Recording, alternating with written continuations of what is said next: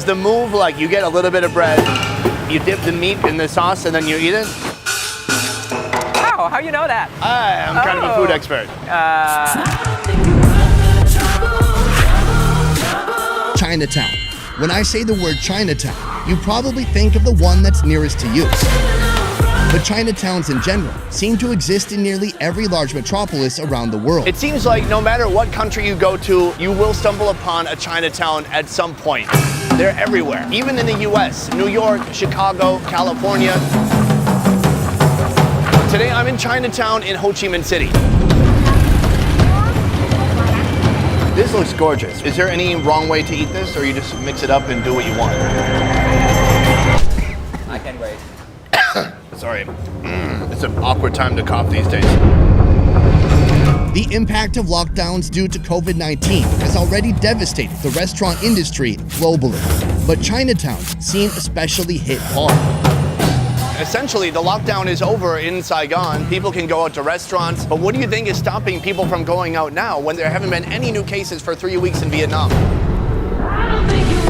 Today, I'm in Saigon, Vietnam, exploring the food. This one, he's hollowed out a chili. I'm gonna try this one. No, I'm not gonna try it. You're not gonna? No. Why? And the people behind the food. Is she the one walking around delivering the food? Yes, yes. This is Chinatown in Vietnam.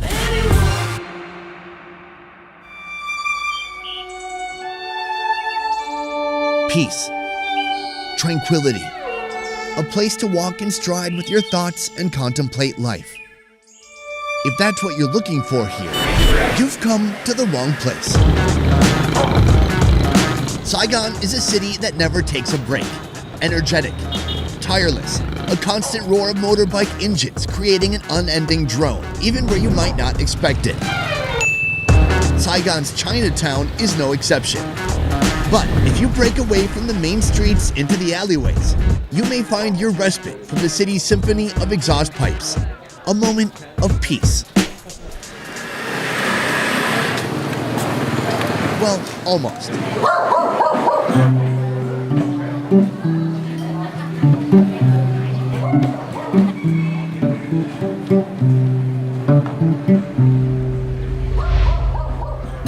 These football-shaped pork buns are a local beloved breakfast food, introduced to Vietnam by Cantonese immigrants so long ago that no one can remember when they weren't here. They're called bun bao. This vendor delicately whips up her daily batch, made from scratch, backed up by over 40 years of experience. Stuffed with salted egg, quail egg, or char siu, or sweeter options like taro puree and egg custard, all made by the hands of Miss Lick and her family. Finally, I get to break my own fast with a steaming hot char siu bun. I'm gonna peel the paper off. Yes. Oh, it is super hot. It's very steamy. Yeah, newly steamed bánh bao. Let's try it out.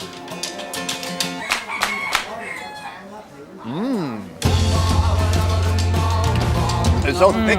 There's so much char siu inside. I like it because it's like a little sauce in the middle of the bánh bao. It really has like beautiful homemade quality to it. It makes me feel happy. Anh nói là Joining our food adventure today, Khoi, a young local who grew up in Chinatown. But more on him later. She said that the dough she make by traditional flour. So this one, they still have the thickness. Right. Now, a lot of pork bun shop, they have a very big assembly line. Yeah. So they're using yeast and it's very thin. Right. Beyond that, inside is very savory, meaty, and it's almost just like this char siu gravy. Oh, it's very nice. Who is your main customers here? Is it people who knew your shop from before? Is it just neighbors who happen to be walking through the alley? At first, she had so many difficulties because people don't know her. One day, she got reviewed on a Vietnamese food reviewing group on Facebook. So lots of people go here to buy. Wow. Yes. So is this your own recipe, or where did you learn this recipe from? Dạ, học từ ba cô đó là cha. Dạ. Ba cô là ở từ trong Nam Giang về. Ba cô là người Tiền Nam Giang. Dạ. Saigon's Chinatown was born over 300 years ago, settled by Chinese immigrants, also known as the Hoa people. Here, they're recognized as Chinese Vietnamese. Chinese culture has deep roots in these streets. Churches, temples, houses, commonly seen Chinese businesses and not so common ones too. One of their best offerings, at least for me, the food. It's unlike anywhere else in the city. Some younger generations inherit recipes that go way, way back. But some gotta figure it out on their own. And boom. Good morning, sir. How are you doing today? Good morning. Hey, all right. Should we just do the interview in English? I don't know English. You don't know English? No, okay. Here, this is Kung Fu Mi Gao. Basically a Kung Fu noodle. Yeah. What makes it a Kung Fu noodle?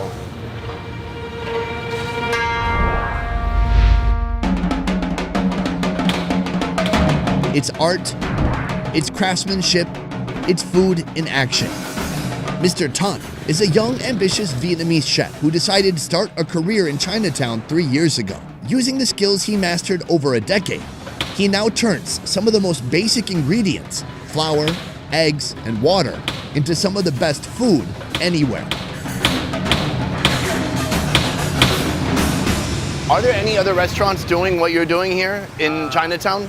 Thì cũng có Yeah, so the only two? Well, we got to knock out the other competition. Yeah. đúng rồi. Happy. You agree? All right, I was just kidding. If anything happens to them, it wasn't me. Are you from Vietnam originally? Người Việt. Yeah. But you decided to open the restaurant here in Chinatown. Why is that? Về đây làm và anh có vợ ở đây. His wife is originally from this area, the Chinatown of Saigon. Vợ người Hoa. His wife is Chinese. Ah, okay. Something broke in me that day. Between you and your wife, are there any cultural differences? Yeah. Like, what are the best fights that you have over something cultural? Dạ không. Tại vì vợ anh là người Hoa nhưng mà sống từ nhỏ ở đây rồi. Nói chung là cái phong tục tập quán cũng giống như người Việt. Nhưng mà vợ anh còn nói tiếng Hoa ở nhà không hay là? Không, nói tiếng Việt luôn. Vậy hả? Okay.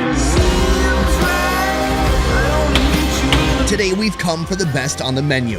Fresh noodles made from scratch, paired with mustard greens, a generous portion of dumplings, Chinese marinated and dried squid, shrimp, more squid, and the meat parade continues with pork heart and tongue. Next, a fish ball, a slice of char siu, scallions, fried shallots, a special homemade sauce, and finally, to bring it all together, the broth.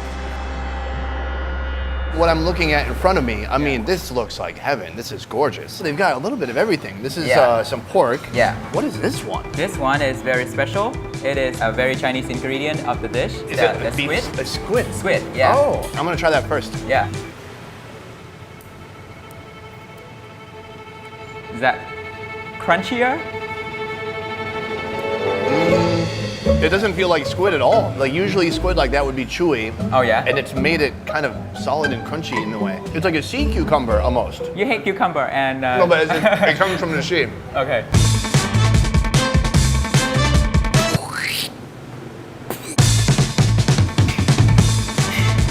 Like it? These dumplings look flippin' huge and fantastic. Super savory, dense meat inside, like just chewy clumps of dough on the outside. I want to try this broth too.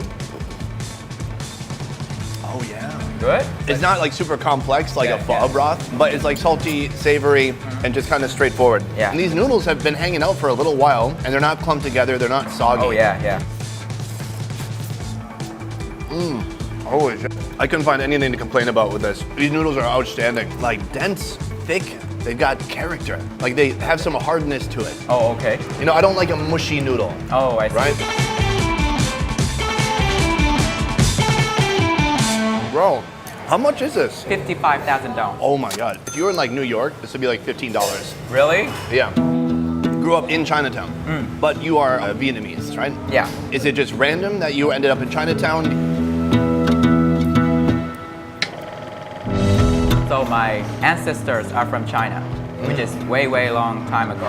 Okay. Yeah, so 17th century to Oh. be exact. Yeah, That's really long. very long time.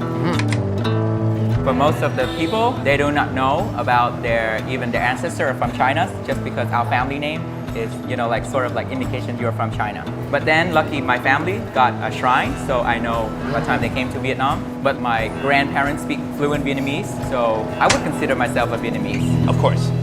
You've been everywhere in Ho Chi Minh City, but how is Chinatown different from other places in Ho Chi Minh City? It's extra busy. The street is always crowded. Lots of business like food or services. This Chinatown is known for its busy atmosphere and heavy foot traffic. Tourists and vendors pack the sidewalks, congesting the throughways in the morning and afternoons. But these days, Chinatowns across the globe are taking on a new type of pressure. Chinatown, like most places these days, is pretty empty. In Oakland's Chinatown, that some restaurants that would normally be packed on a Saturday night are closed instead. In the US, restaurants in New York's Chinatown have reported sales drops of between 40 and 80%. They are down 80%. Even before lockdowns, New Yorkers and tourists stopped going there. 14 years, she's never seen business this bad. Likely due to an irrational fear of getting the virus. Vietnam's Chinatown has been affected too. Are you aware, like all around the world, people had stopped going to their local Chinatown? Totally aware of that. Yeah. Did you experience the same thing in Chinatown here in Saigon? Cũng có luôn.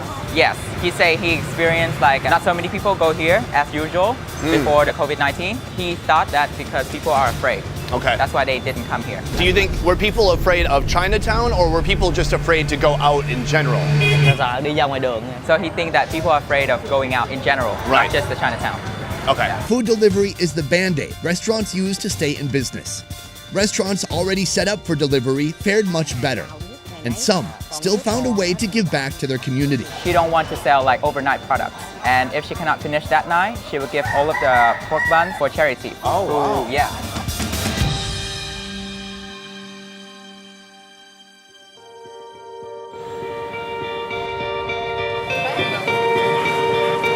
Boom. Okay, so right now we're in a different part of Chinatown. There's a huge market here. What is the name of this market? Yeah, so this is called Ludoleh Market. The next guy we're talking to, he's right over here. Yeah. He's so busy. After he makes a few more bowls of food, he's gonna jump into this interview. Yeah, no sweat, no sweat.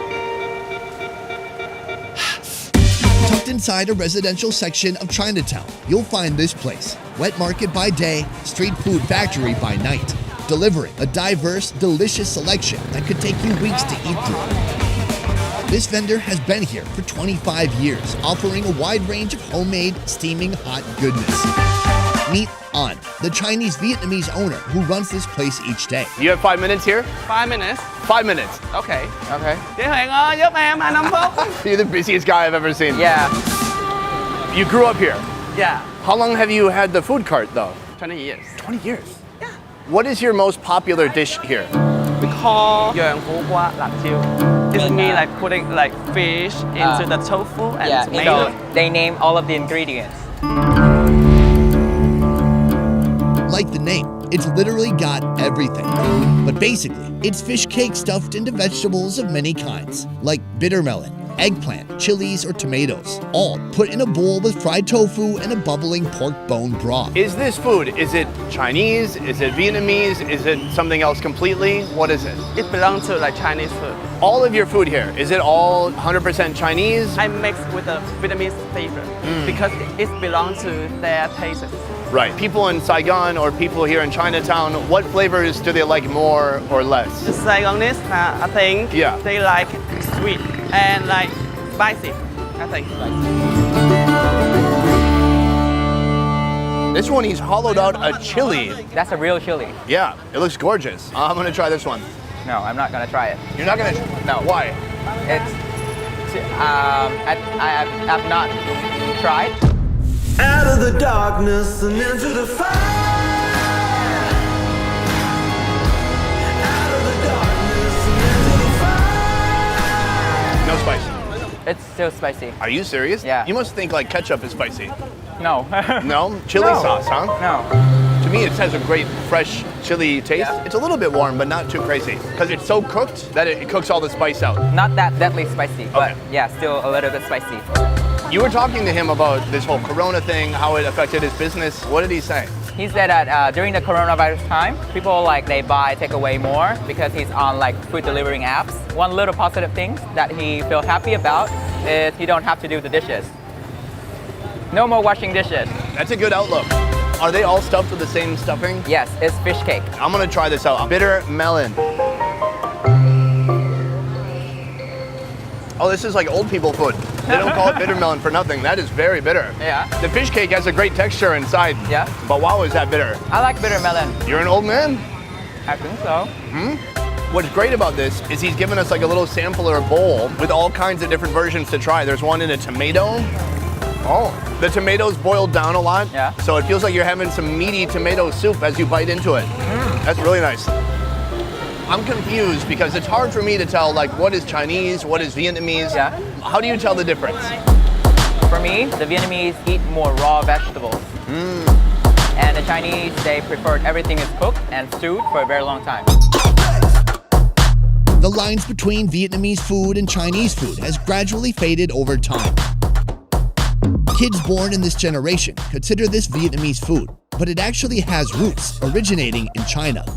Along with pork buns, noodles, and one special treat I can't fail to mention.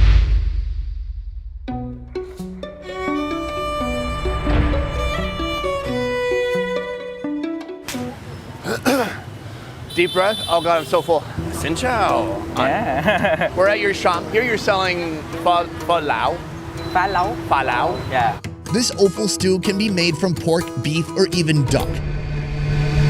But here, at Mr. Tom's 40-year-old takeout, they're offering patrons the OG Chinese version of pho lao. What is the difference between Vietnamese pho lao and the more Chinese-inspired pho lao? He said that the main difference is the way they make it. With Vietnamese phá lấu, they add coconut cream to make a very creamy soup. Right. And for this one, he just cooked with soy sauce and so many different kind of traditional herbs. Already cooked in a medicinal broth. Stomach, tongue, womb. Wait, that can't be right. Is that right? Ears, intestine, chicken feet, duck tongue. Literally the opposite of whatever you'd expect. It's all on the menu here. We kind of asked for just a mixture of everything they had. Yes. It's like a greatest hits album from the 90s. We've got 2 different types of tongues here. Yes. I like that. There's a menage a trois of farm animals. What is that? Going on in here. You're speaking French? Yeah, it means like a 3-way.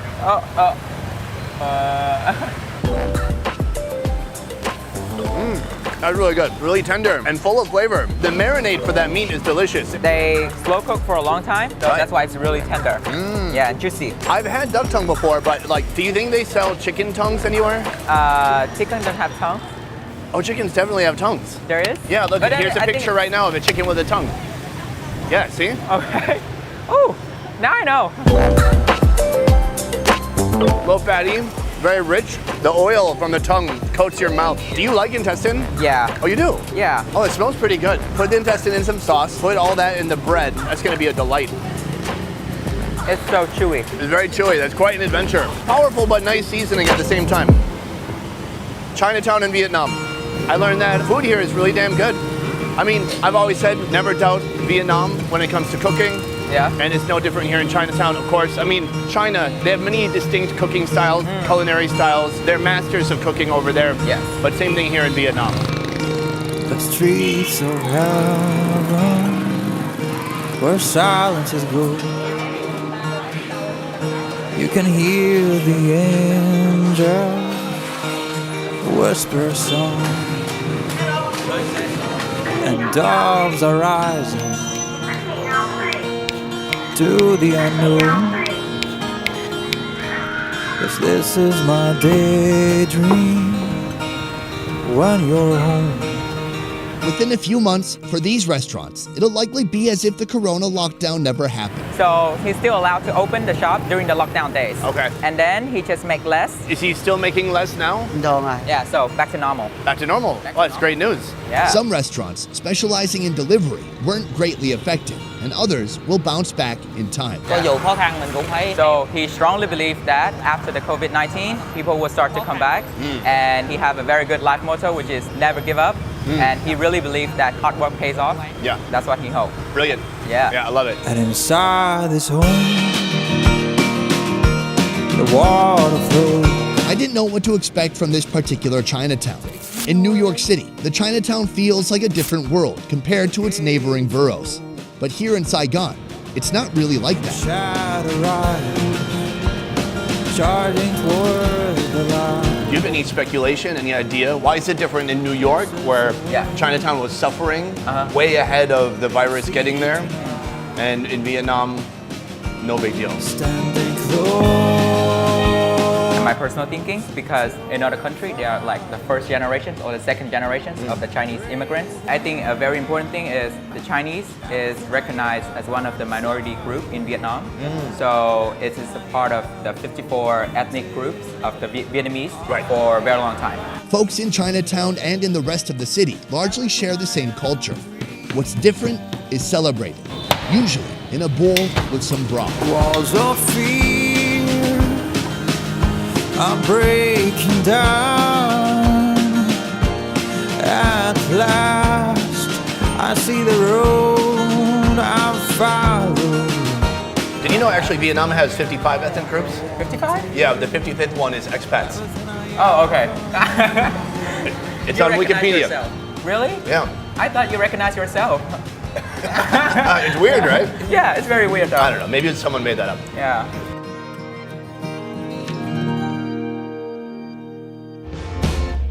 From researching and shooting to editing and mastering, our 10-person best ever food review show team works hard to roll out the highest quality travel food entertainment twice a week. If you like what we do here, please consider supporting our Patreon. Patreon allows fans of the show to contribute a monthly sum and receive a load of extras like early video releases, private Q&As, and beyond. To learn more about our Patreon, check out the link in the description box down below. And if you can't give or don't even feel like it, that's okay too. We're just happy you're here. Guys, that is it for this video. I want to say a huge thank you to my dude Koi. Give me an air handshake. Don't touch, don't touch, don't touch. Okay, good. That is it for this one, guys. We will see you next time. A peace. A peace! All right, I'm very full of Chinese food right now. Oh man, oh man. I'm gonna take a nap